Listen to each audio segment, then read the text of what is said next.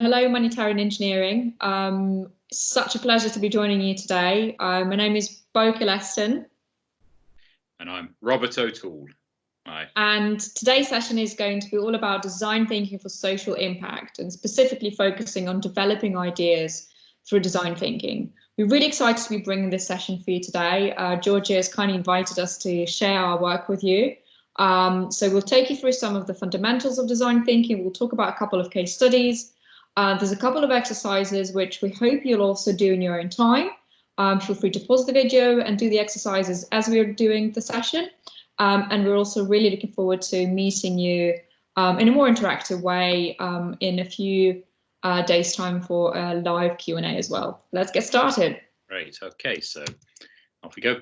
And there's Bo. So yes, as I said, I'm Bo, or Dr. Kelestyn. I'm currently a senior teaching fellow and a director of student experience at the chemistry department, but I'm not a chemist, I'm not a scientist, I'm a social scientist. I specialize in digital entrepreneurship, digital innovation, and design thinking. And myself and Rob have been teaching on the design thinking module for undergraduate students for 2 years now. And we're also starting a new module called Design Thinking for Social Impact, exclusively for postgraduates next year. But we've also done lots of work internally and externally around innovation and design thinking. There's me, Robert O'Toole. I'm the one on the left of the screen there, not on the right. That's Catherine Allen, one of my students who's worked with me for many years using the design thinking approaches and been very successful in the virtual reality industry. But me personally, I'm a design researcher. I work in academic technology across the university, and I've got a PhD in design thinking, which is still quite an unusual thing. My background is philosophy, cognitive science, computing, software developer, all kinds of stuff. So extremely interdisciplinary with a designerly mindset, and I guess an engineering mindset underneath that as well.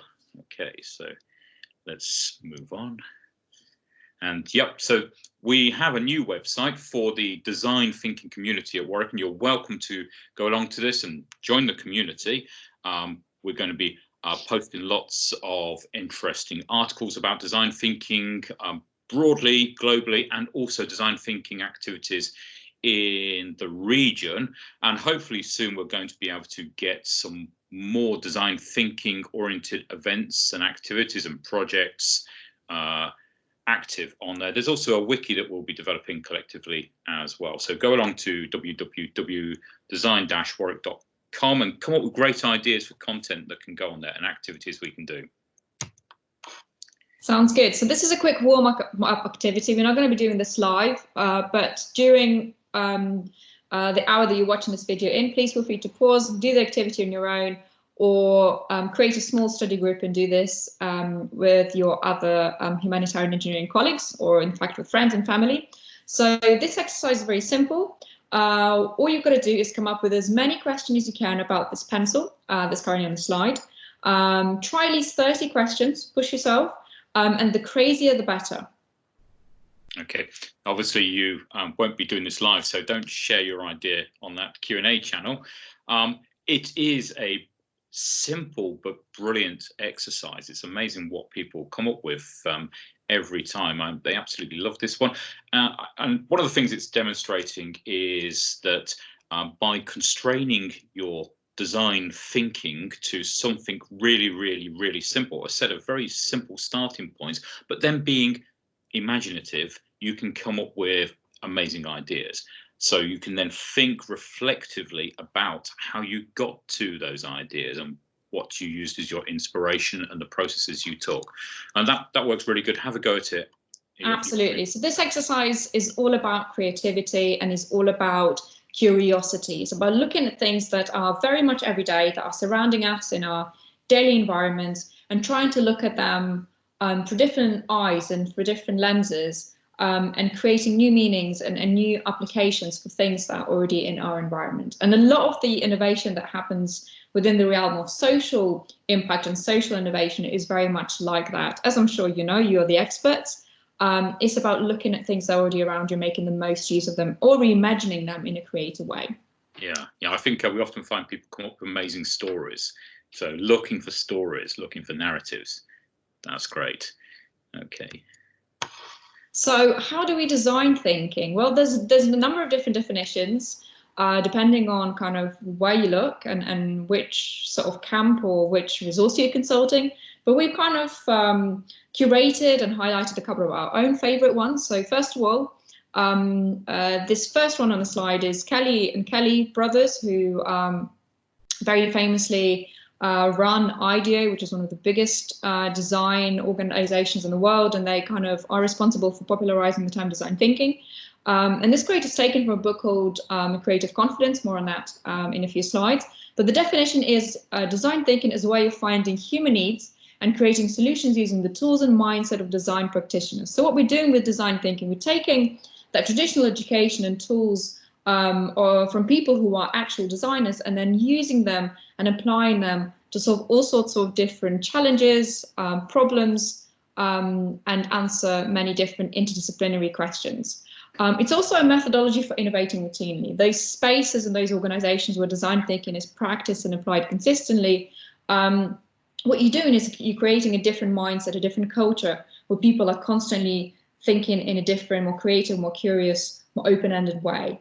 Another alternative name for design thinking is human-centered design. And this is where I think there's this beautiful overlap between what you guys are studying and what we are studying, where the focus of design thinking is very much on the human. It's very much on the needs of the people that you're designing for, the needs of the audience that are the owners of the problem that you're trying to address. But one thing that we also wanted to bring into the slide is this idea that design and creative process or innovation process is messy, or it's just something that you need to wait for an inspiration for, or something that just comes to you, or something that's very messy, very creative. We really want to kind of encourage you not to think about design thinking process as such. It's very much about the process. It's very much about the discipline. It's very much about applying different tools and working with other people, working with their diversity. So it's the exact opposite of the kind of commonly understood just do it approach. Yeah. And it's not about genius designers. It's about teams, collaborations, doing all that groundwork, making it happen that way. Just want to go back to that first quote there, because there's something very interesting in that to do with social impact and social innovation. So the IDEO company became very successful, working with big companies like Apple, for example, designing products and services. So very much linked in with this kind of consumer capitalism. But at some point, I guess, probably the kind of mid-2000s, and you see this in Tim Brown's article on design thinking 2008, they start to realize that there's something more to this. And actually, it's finding human needs and creating new solutions in a deeper, kind of more socially oriented sense. And they discover that the approaches that they are using are just as powerful for coming up with new ways for helping people to transform their lives for good, ethical, value-led reasons, and for new innovations that help people to be more social, more effectively social. And here's a slide talking about IDEO. So the IDEO company, we get a lot of stuff from IDEO. There's a lot of free stuff out there. You can see some articles there, like prototyping is the shorthand of design, things like that. Design thinking for social innovation. You can get this stuff for free. They've got a lot of support materials for free. They do webinars, all kinds of stuff. Some of the key figures there. So we've got Tim Brown at the bottom, the Kelly brothers at the top, and let me get her name right way around, Jane Fulton Surrey, who's in the bottom right-hand corner. They have a really interesting range of different people, and really readable, very exciting books as well. Absolutely, as well as listenable. So they run a podcast and all sorts of other resources online. So just Google IDEO, and specifically IDEO.org, which is their branch for social innovation, and you'll be able to find a whole wealth of resources. Okay, so long bit of text that you can read in your own time. Won't go through this now, but sort of key things there. It's a methodology for addressing personal, social, and business challenges in creative ways. So it's very systematic. And these guys, they think really deeply about this stuff. They work with academics. They work with Stanford University in particular, and have been doing that for many years. So it's really quite seriously rooted in some well thought out ideas, and also an academic tradition, books and journals, which you can see on the screen here. So quite a broad range of academic disciplines feed into this. Some of them, for example, Christopher Alexander's work on pattern languages, that's very big to engineering. Okay, and a lot of kind of work looking at how designers from lots of different disciplines actually work, and then trying to translate that into something that's usable by ordinary people. Okay, so thinking about the IDEO company and thinking about designers and how you might be taking what we're talking about and trying to use that in the real world in your projects. There's a brilliant book by one of the Kellys. I always forget which one. Probably says on the screen. Just need to move that. Oh, it's Tom Kelly. Okay. Brilliant. So yeah, 10 Faces of Innovation. And what they're getting at in that book is talking about the diverse range of different kinds of mindsets and approaches and different kinds of skills that feed into a successful innovation process. You can see things that are sort of quite more clearly academic oriented, so anthropologist, but that's a very practical role, and some things, a storyteller, caregiver. These are all really key. All of these things fit together in a very important way. Okay, so I'll leave you to read that. You can access that material online. So they've taken the book and created a website from it that covers that really well. Yeah.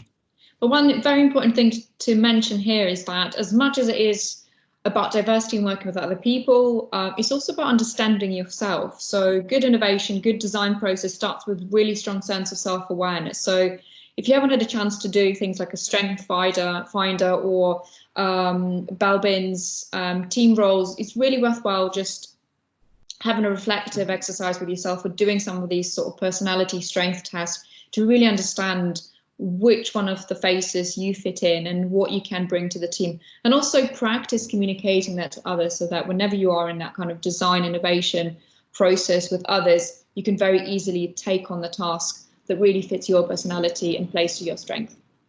It's an interesting case of that. So I work many years. I'm a software developer, worked in software development teams, lots of computer scientists, people like that. And when you talk to them about this, and they suddenly realize they are hurdlers. So they're people who like to have a constant stream of challenges that they can jump over, get over, solve those challenges. And then you start to get them to think about how powerful that is, but also how it affects their relationships with other people and how they sometimes are too narrow-minded about things. So they just want to solve the problem and they don't necessarily see the bigger picture.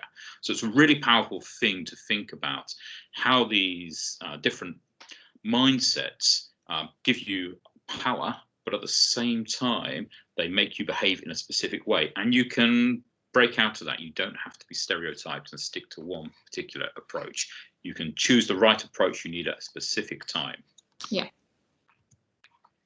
So let's look at some of the stages of design thinking. So first of all, you'll see the ideate right in the middle. And this is something that very often we are tempted to start straight away. As soon as we have a problem, as soon as we have a challenge or some sort of a thing that we need to do with a group, we jump straight to brainstorming and creating solutions. This is really interesting, and this is particularly something the design thinking addresses. So as human beings, we find it really uncomfortable not knowing the answer and not kind of having the solution straight away. And in fact, a lot of social innovation and a lot of the social impact projects, as I'm sure, again, you know, being the experts, are very complex. They're what's called a wicked problem.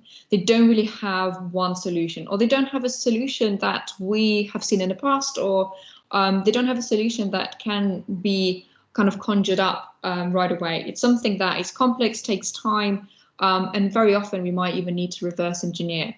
But in those situations, again, due to our human weaknesses and biases, which again we'll mention a little bit in later slides, we tend to jump to giving solutions and giving suggestions straight away. So what design thinking does, it just pushes you to think a little bit more about the problem and the people before you get to that ideation stage. So let's look at the first two.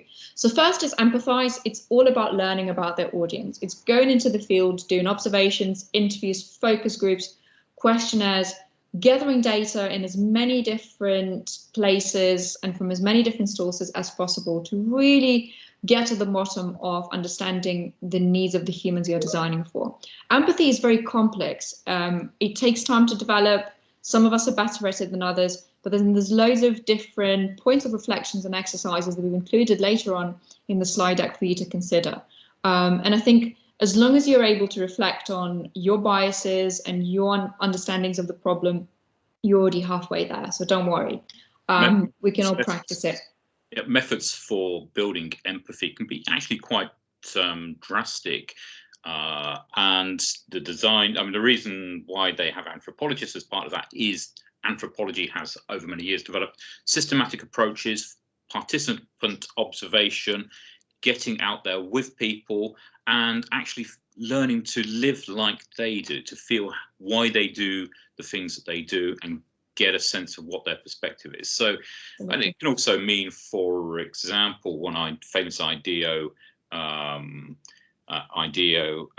bit of work was with hospitals, the casualty process, and it involved one of the IDEO researchers going in on a hospital trolley with a video camera through the casualty process and observing, filming that whole process, and then being able to empathize with patients in a way in which they wouldn't ordinarily have done. The hospital managers and people like that wouldn't necessarily have got that angle on things. So empathy is, you know, such an important thing to get. Absolutely. And you sometimes have to go a long way to get it.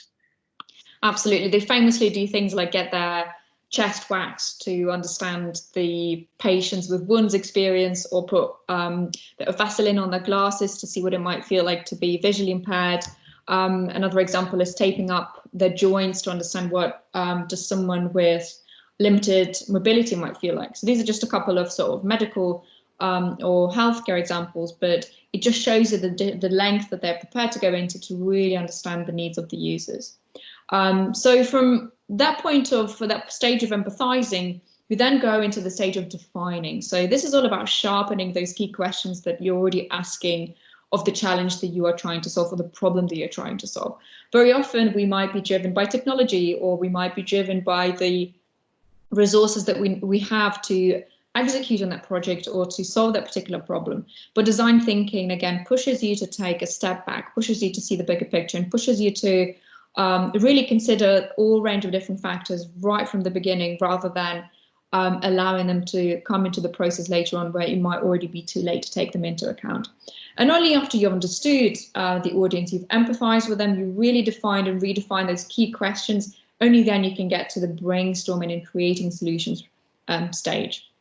After that, you then go into the prototype stage, where you might be building a lo-fi, low fidelity prototypes or representations of one or maybe several ideas that you already have, or that you've identified as part of working with the users of your solution. And then you go into testing, and that's about testing ideas with those people that you've empathized with, those people that were part of your design process from the very beginning. And you might think that this is a linear process, you know, exactly what it says on the slide. In fact, it really isn't. You might be going backwards and forwards. You might be getting to the stage of prototyping and testing and realizing none of that worked, and you might have to go back to ideation, or in fact, you might have to go back all the way to empathizing because you completely misunderstood the problem. So it's very much about moving between these different spaces and really doing your best to address the needs of the users. Prototyping early as well. So I think they have a phrase, there's lots of phrases like this, which is to fail early so that you can then move on quickly, try things out. So lo-fi prototyping can involve making models out of bits of scrap, for example, so you can get people to come and have a look and tell you if they are realistic or not, if you're on the right kind of the route to a good solution. It might mean storyboarding, so you can get people in and storyboard with domain experts, the people you're designing for, and get them to tell you if it's realistic or not, get them to understand the narrative. So design is very much about building stories, and that kind of doing that early on in the prototyping phase, in the prototyping space, building stories with people and getting them to tell you if they're realistic, and also to spark their imagination. So playing with prototypes, playing with materials can spark people's imagination, and you get new discoveries.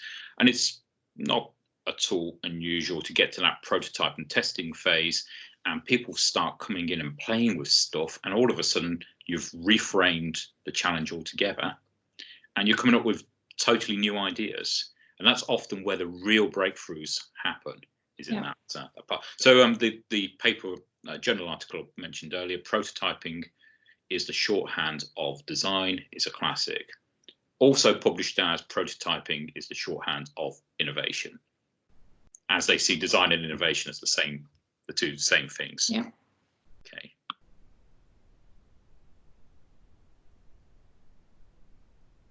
So the video we have here is one of those that we asked you to take a look before the session. So it's a really great one. We love it. It's a very short and condensed version of a challenge that IDEO were given quite a few years ago to really show that process on TV by being challenged to redesign a shopping trolley. Please take a look at this video. It's really interesting. Bring some of your reflections with you to the session that we're going to have with you in a few days' time. Shopping trolley one's interesting because being British, all shopping trolleys I know are the same pretty much. Then I went to a few other countries, Australia and Malaysia, and realized that they actually do have different innovative approaches to this. So yeah, that's great. So design thinking mindset, and really the pledge that you are taking if you are choosing to be a design thinker.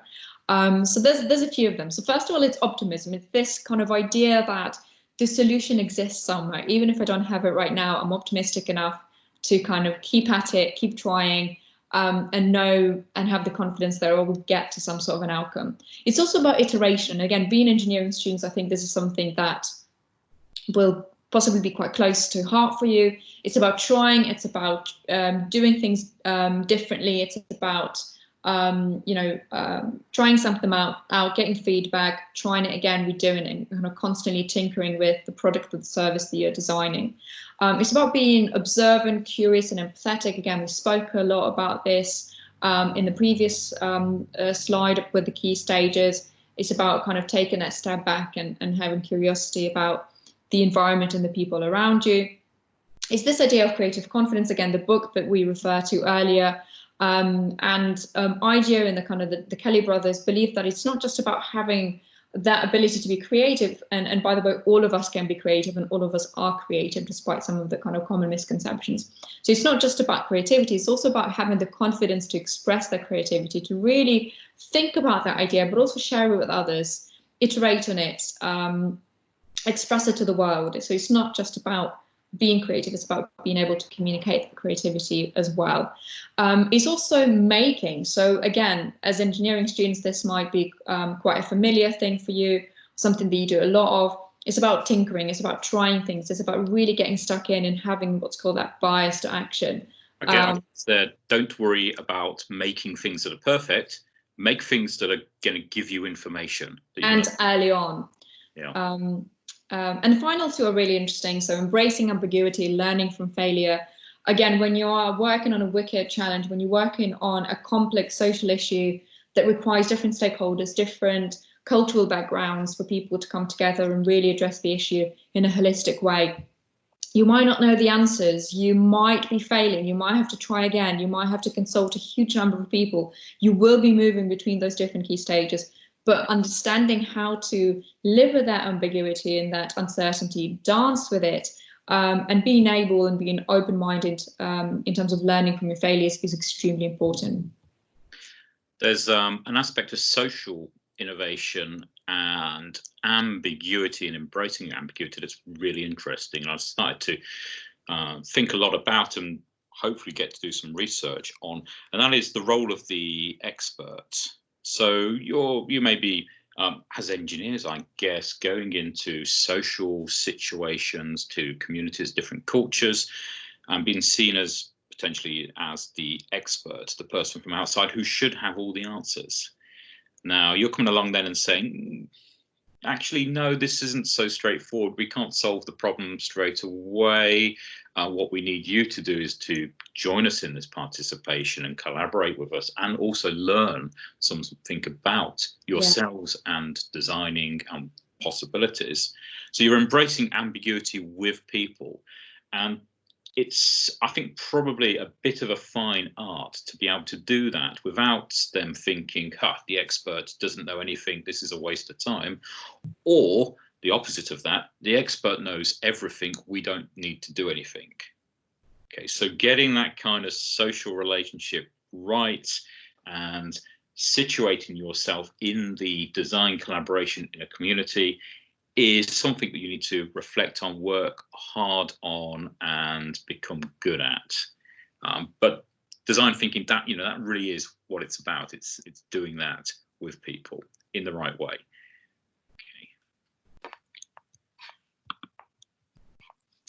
Okay, these are the really important 3 things, and a very important image for any design thinker. So the sort of things I spoke about earlier, again, we were going through key stages. Design thinking starts with taking all of those different possibilities and different factors of evaluating an idea, evaluating the direction that you're taking, rather than being led by a particular one thing and then realizing that you haven't taken something into account. So here in the screen, you'll see desirability, which is whether people want and need what you're designing. Viability, where there's a business model, where there's a way of bringing that to life and make it sustainable. And feasibility, whether we have the technology, the resources, the know-how to actually bring this to life. And where a lot of traditional kind of problem solving might be aiming to reconcile these 3, design thinking is aiming to balance them and balance them beautifully, and making sure that, again, all of those 3 are taken into account from the very beginning. And this is ultimately what helps to design with impact.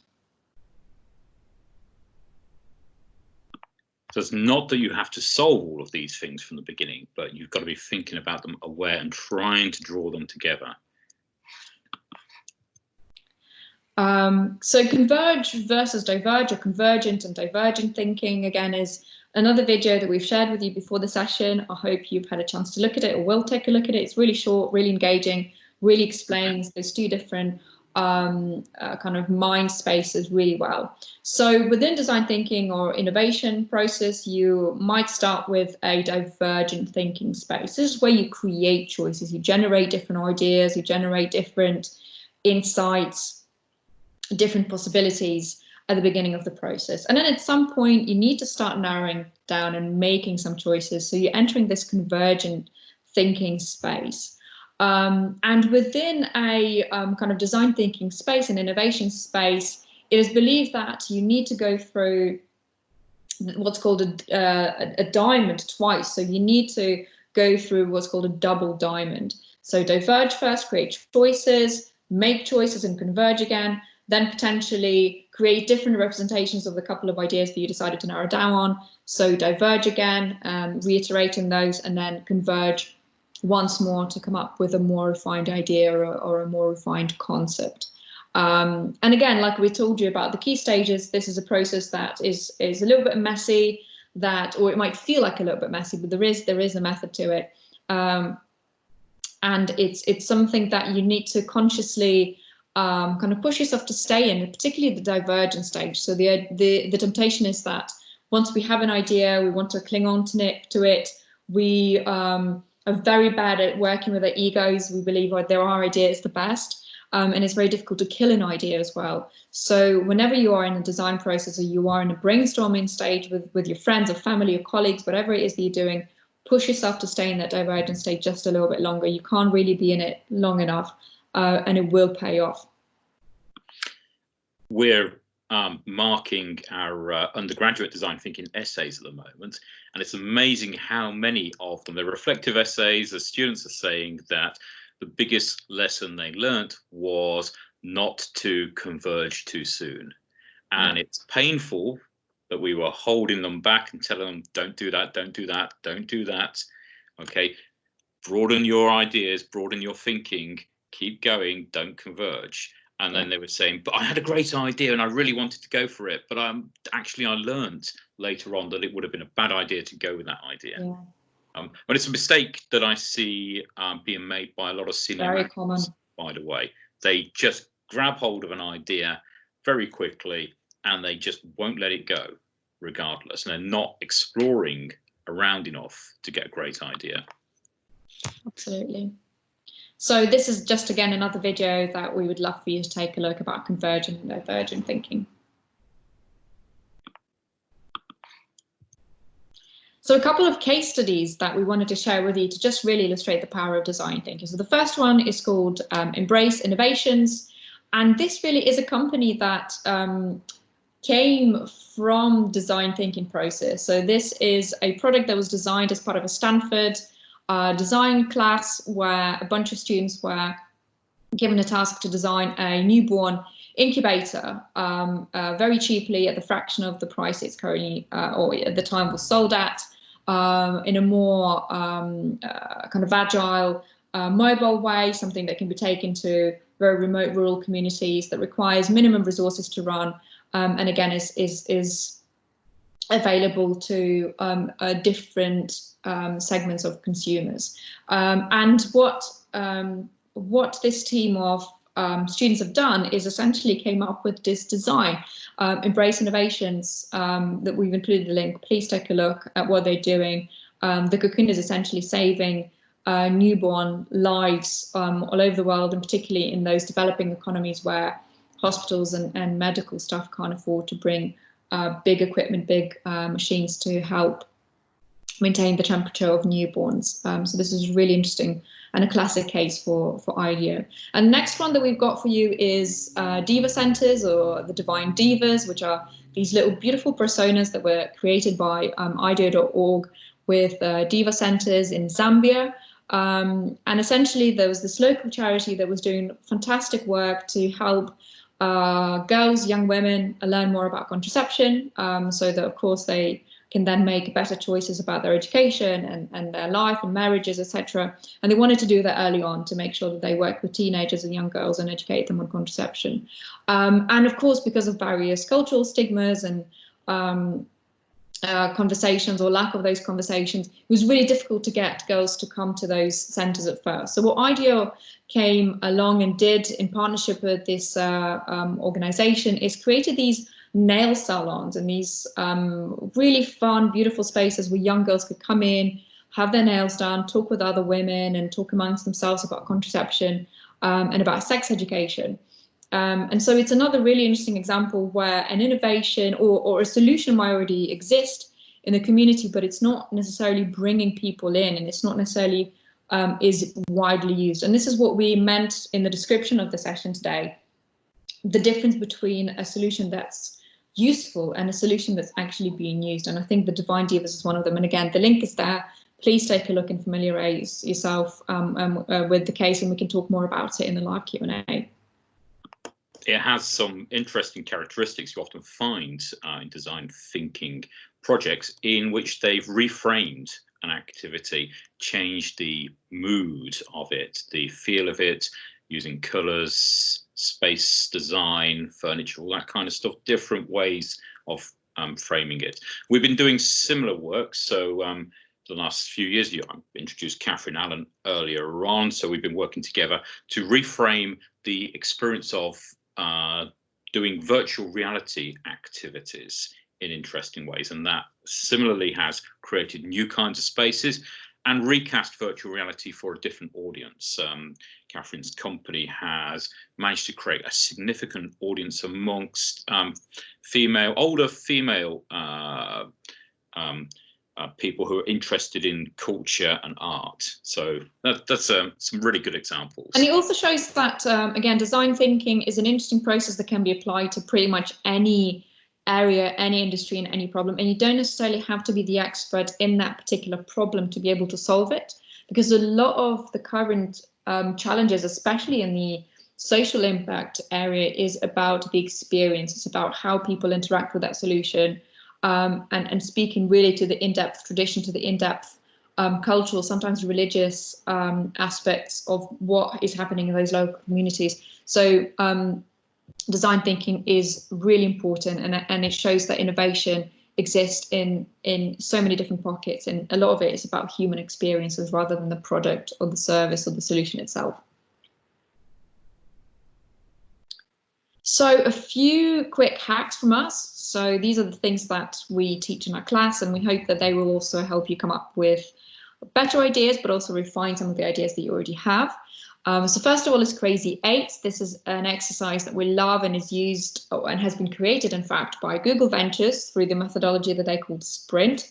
There's some really fantastic books and resources about it. Please go ahead and look it up. Ask us questions again in the live Q&A.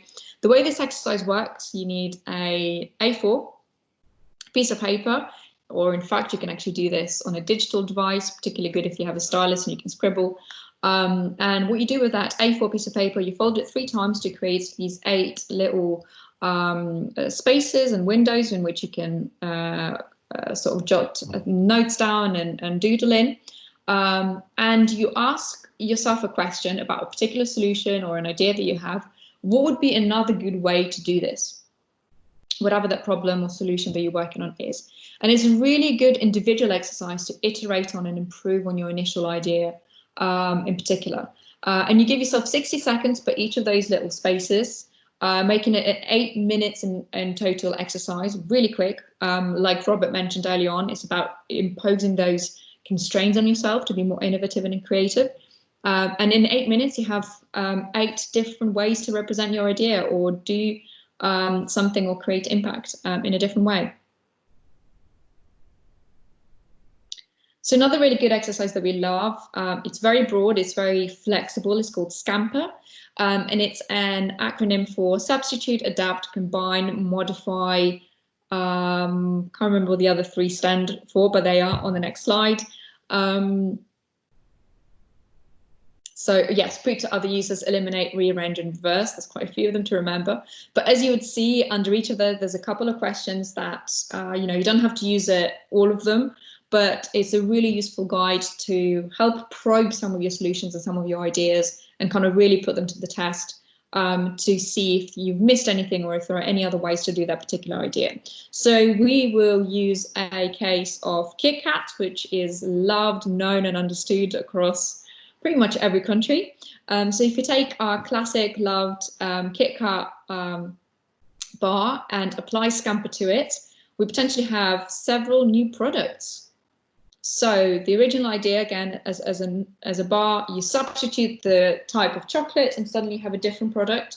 You combine it with different flavors such as peanuts or lemon.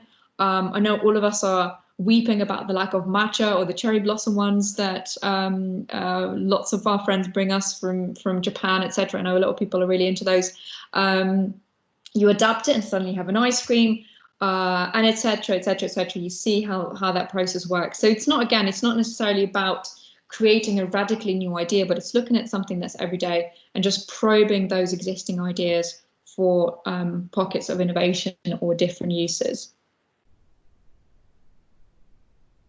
And just one final thing on that is this idea of cultural localization of products and services as well. It's so important to take into account the preferences of the local people, the local communities when creating new things, and particularly when using existing ideas as well. So this one is also really fun. It's called Lightning Demo. It's all about using existing solutions, using existing designs and borrowing inspirations from them. So for this exercise, you don't necessarily have to focus on a particular industry or a product or a service. It could literally be anything. And what you do is you create a list of solutions for inspiration. So these are the designs that you really love or that you use a lot or you find really inspirational. You then select one and give a tour of this idea to your colleagues or the group that you're working with, maximum 3 minutes per each of those ideas. And the question that you want to be answering when doing this demo and taking them through the process or the product of the design is, what is the big idea here that might be useful for us? And I'll give you an example of working with the University of Bristol and helping them to design a university decision making process and a student voice within that. And what we were looking at as one of the main problems within the existing decision making processes is lack of student ability to track where their complaint or where their idea is within the kind of big machine of the university.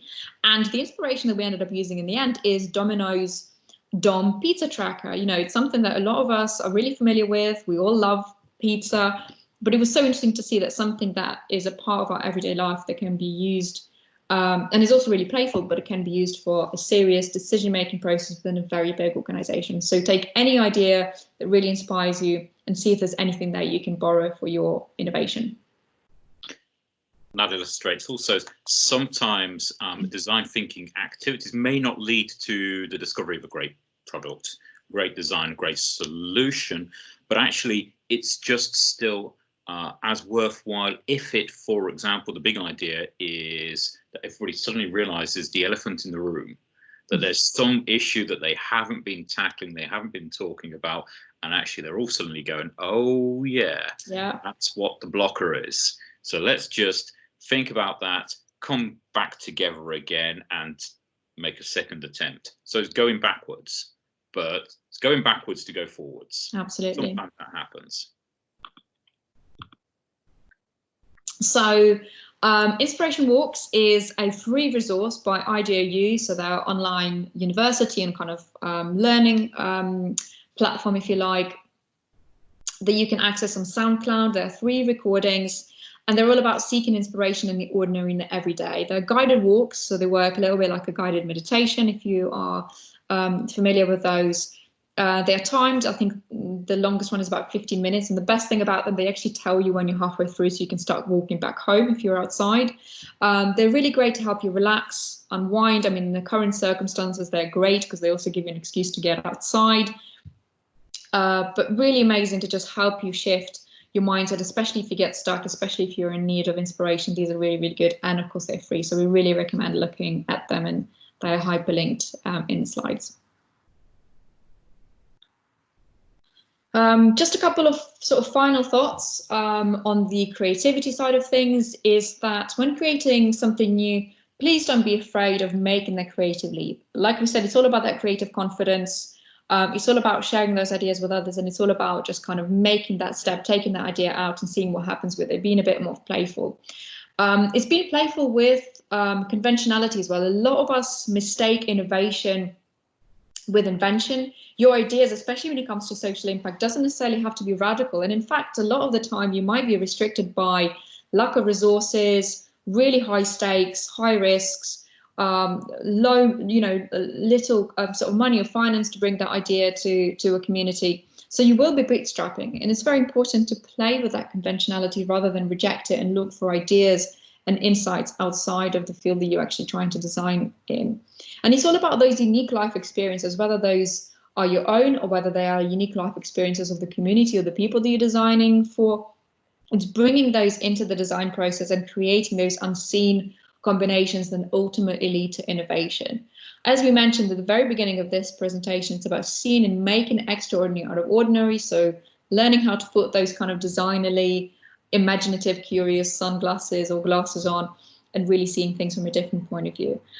And we also wanted to kind of leave you with one of those ideas about what it means to study at university. A lot of the time it's about specializing. It's about learning more about less. You're doing a very interdisciplinary degree, so it might not be the case for you. But what we want to leave you with is kind of encourage you and remind you to never forget to learn new skills and always kind of be curious, remain curious to the surrounding and the people around you. It's about pushing those boundaries, both within the geography, the degree that you're studying, the area that you're an expert in, and constantly meeting new people, asking for advice, asking for the input, asking for the feedback, and learning new skills to be able to see things from a different point of view.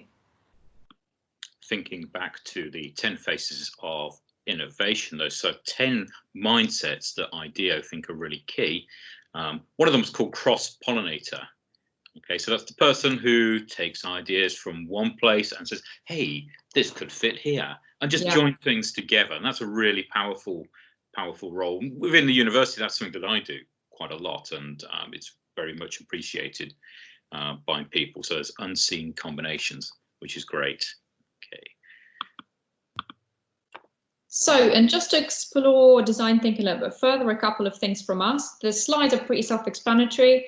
We will leave it up to you to explore them in your own time, and I think you'll have a copy that Georgia will share with you. But we have just a couple of more slides. Rob, if you don't mind clicking through them. So first of all, asking the right questions, asking open-ended questions. Again, I'm sure you know all of this, and this is something that you cover as part of your degree. So things like, who has the problem? What is the problem? And again, moving into that defining stage, if you can remember from the beginning, and trying to sharpen those key questions. What does the problem present itself, and why does it matter? It's also about probing each answer with why 5 times. And not losing sight of why. Why is it that you're doing what you're doing? What is it that you are really trying to do here? And not obsess about how you're actually going to go about it, because a lot of those things will emerge in a process, but having the why really kind of at the top of your priorities and visible at all times will really help you focus and move through those stages where you might be struggling to diverge, or you might be struggling to come up with ideas, or might be struggling to get on the same page. But having that why, especially in a team, will really help you move forward.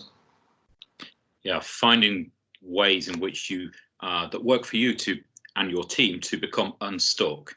Yeah. To think about becoming unstuck, which can mean, remember those inspiration walks. Just get outside, go for a walk, look at something different. Yeah. Do it as a shared experience.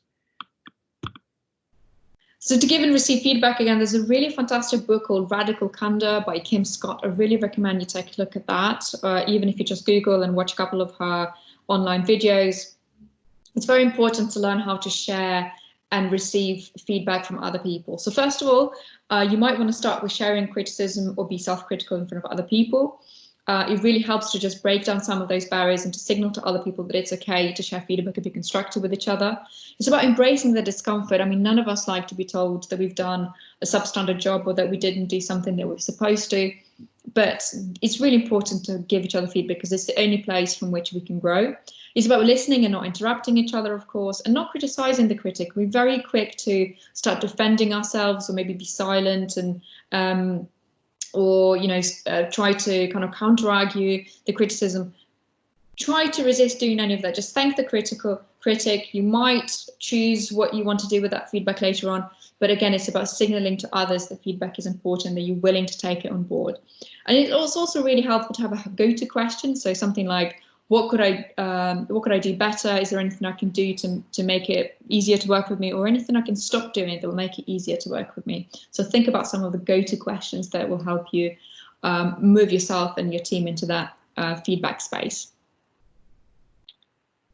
Then we have empathy. Again, there's loads of different tools. These are just a couple. So you might want to think about changing the perspective, look at it from a different point of view, like Robert said, being with the people that you want to empathize with, trying to replicate that experience in some way, giving the people your full attention, listening actively, listening to understand rather than listening to give an idea, especially at early stages of design process, reflecting on your own behavior and how you come across to other people, and questioning your own empathy and prejudice. A lot of our worldviews are formed without us really questioning them. So going back to some of those biases is really important to understand where your understanding of the problem comes from as well. It's about reading the signals and expressions that are nonverbal. So are people all nodding when you're asking a question? Are they upset? Are they uncomfortable? Have they given you an answer that sounds convincing, but actually their body reaction, body language is telling you something else? So reading into some of those nonverbal cues is very important as well. Asking open-ended questions, as we've given you some of the suggestions early on as well.